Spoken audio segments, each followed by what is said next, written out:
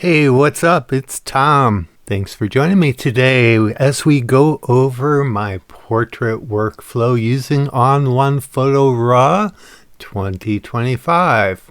So the first thing I do is download the files using either Finder with the Mac or File Explorer with a PC, and I go and use a folder that I reuse and just duplicate it for each new client.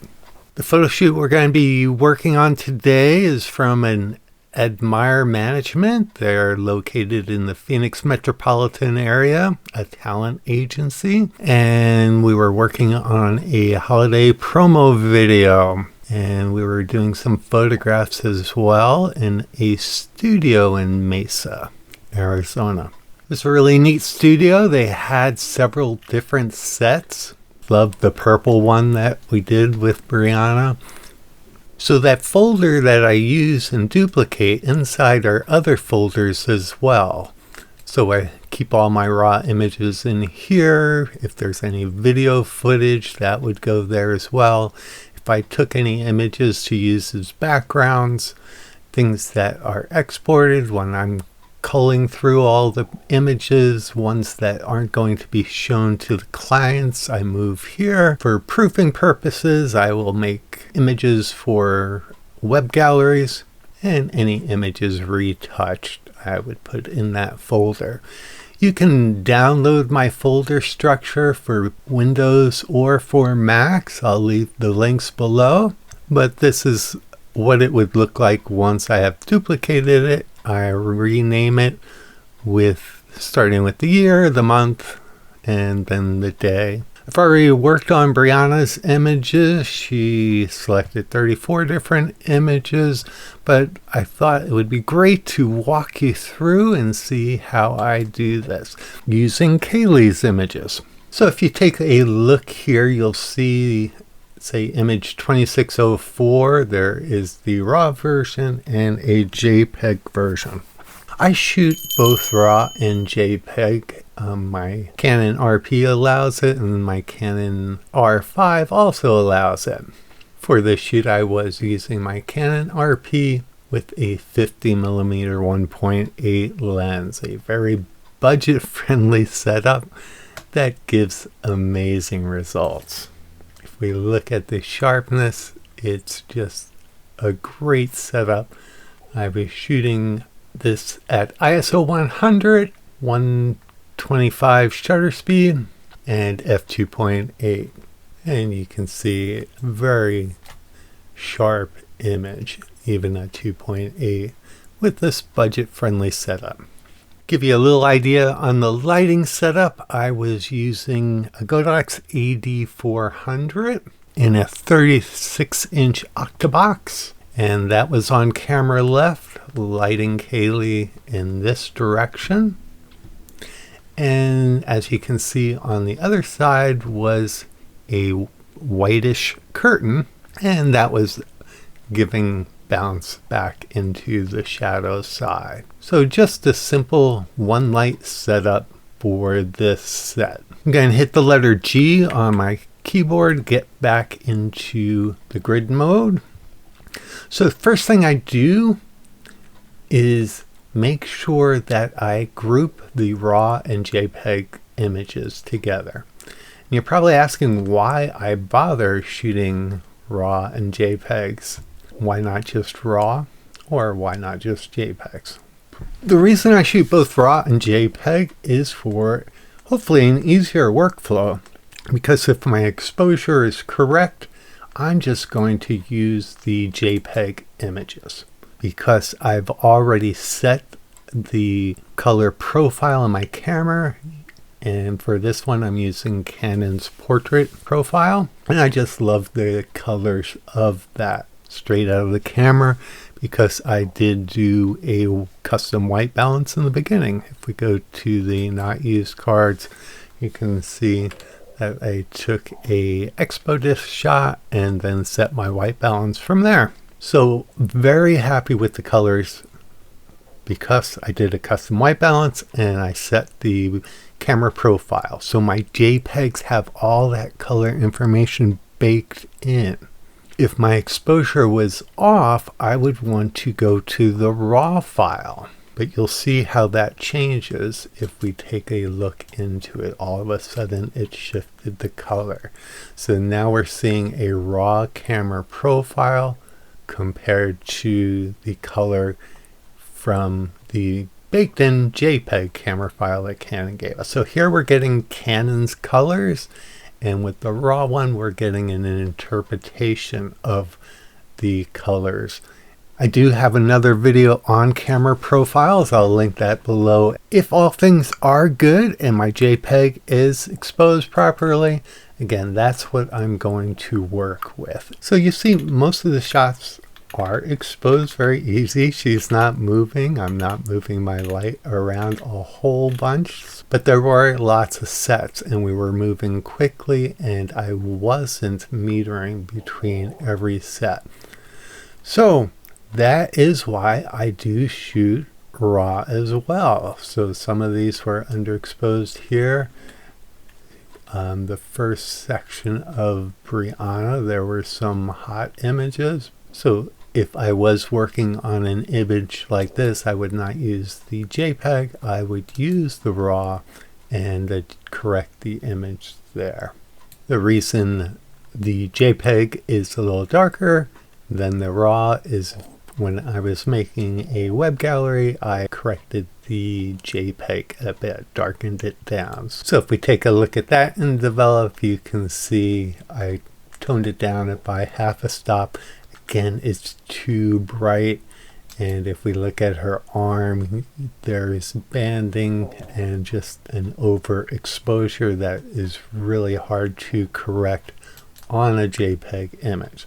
So if Brianna did order one of these, the finished image that I would be using would be that raw file, converting it to proper profile that I like, and then adjusting it from there.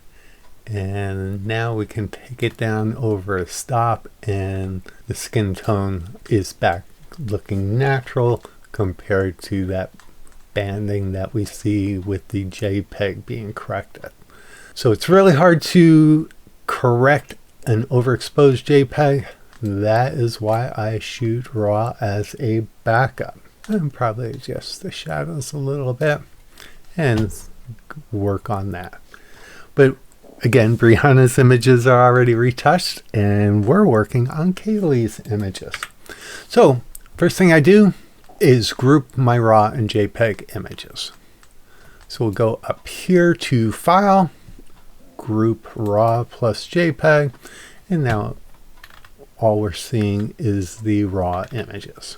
I know what you're thinking, but Tom, you said you're working on the JPEGs. Well, I still want to group them in the initial stage, and that's when I enter the selections that Kaeley picked. So if I look at her list, she selected 10 different images. Got to highlight number 2606, start with that. And then I'm just going to hit letter P, and that's going to make a heart. Next image she selected was 16, so I'll use the arrow keys, navigate down there, hit the letter P. Next one was image 30, letter P again for pick. And then 45, 46, 47, and then she skipped a few down to 74, and again just the letter P for pick, and it gives it a heart. And then there's 93, 95. You'll notice when I make a selection, like it's on 95, I hit the letter P and it automatically advances. That's a setting that you have up here under Photo, Auto Advance. So if you'd like that, to me it just speeds up everything. Go to Photo, Auto Advance. Okay, so she selected 95, and the last image she selected was 97. Next I'm going to come up top and go to Attribute. And for this, I want to only show the ones with the heart. So now we have her 10 images. I go down towards the bottom just to verify that. So then I look at the different images and decide whether I'm going to work on the RAW or JPEGs. The last image he chose, actually, it does look a little bright, so I may use the RAW one for that. But we'll see once we see the JPEGs. Alright, next thing I do with the selections is highlight one on either end, and then click and hold the Shift key for the last image. Or another way is Command or Control A, and that selects all the images. Then I'm going to right click on it and hit Rename Files. And for this, I have two ways that I would do this. If I was doing it in the very beginning of my proofing, I would do a person's name and sequence. In this case, though, I didn't sequence it ahead of time. So I want to preserve the file name because those are the numbers that you looked at. And then we'll just put in her name and the file number and hit apply. I'm doing this still with the group RAW and JPEG. Hey, I just noticed when I was editing this video, I missed an important step. So I'm adding in this section here.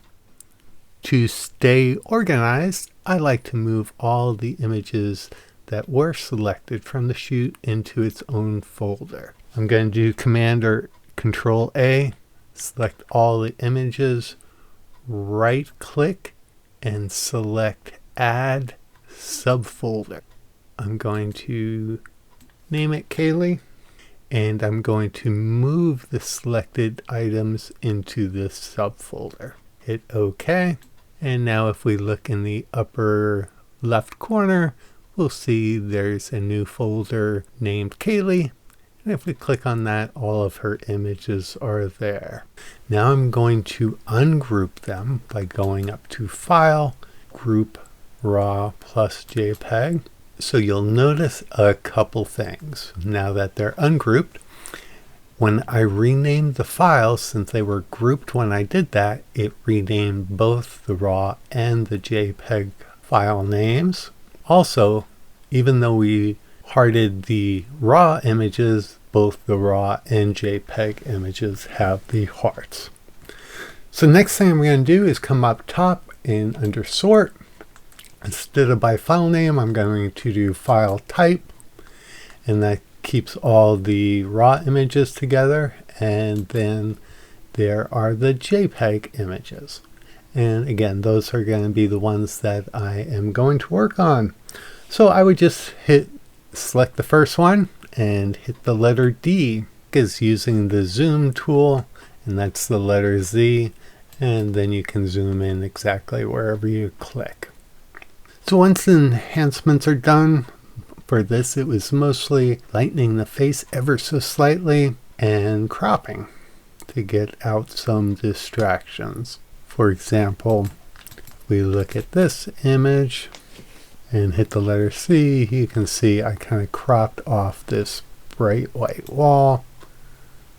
Little things like that. For this shoot, there weren't a lot of enhancements that I needed, but I do need to get the files to Kaeley. So for that, I just need to size them for social media. So I'm going to select all by Command or Control A, Shift E, brings up the export dialog. I already have a preset made for social media size. And for that, I just need to choose a location, and then I'll show you the different settings for that.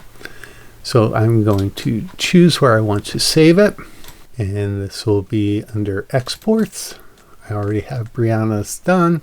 I'll create a new folder for Kaeley's. And what I do is save them at 85% quality. Under Resize, I resize to the long edge and put in 2048 for pixel dimension. I don't sharpen.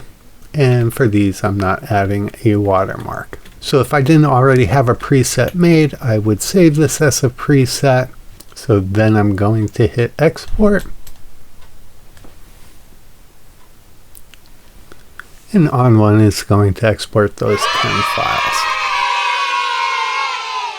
And now if we navigate to exports under Kaeley's, all of hers are there.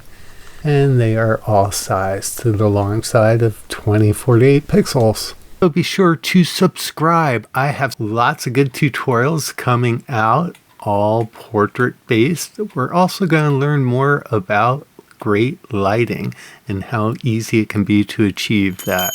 So be sure to subscribe to get up to date notice when the videos are released. And be sure to use the link below to save on ON1 products. Take care.